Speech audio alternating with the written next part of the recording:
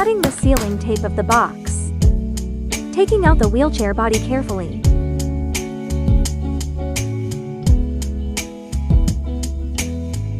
Unfolding the wheelchair frame completely. Pushing up the safety locks on both sides to secure the frame. Lowering both armrests into place. Dropping down the footrest. Connect controller to power box. Installing the battery into its power box. Unscrew the bolt on the armrest and install the controller. Adjust the cable position. Controller can be switched for left or right hand use. Route the cable under the seat cushion. Secure controller and put the cushion back. Remove the anti-tip wheel clip. Insert and install the anti-tip wheels. Securing the anti-tip wheels. Attaching the headrest to the support. Inserting the telescopic headrest support. Headrest is adjustable forward, backward, up, and down.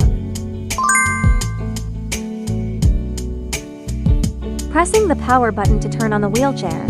Using the controller to adjust speed levels. Long press to turn on the horn. Short press to turn on the light. Press the joystick down to adjust the backrest. Power off. Press down to unlock the electromagnetic brake. Switch to manual push mode. Push up to activate electric mode.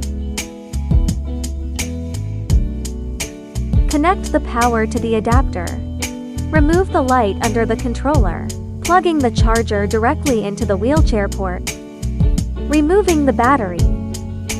Slide open the battery port cover. Plugging the charger directly into the wheelchair port.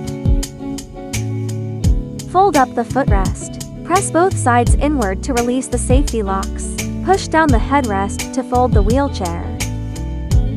Lowering the footrest into position. Lift the headrest to unfold the wheelchair. Pushing up the safety locks on both sides to secure the frame. Raising the armrest for easy access. Buckling the safety belt securely.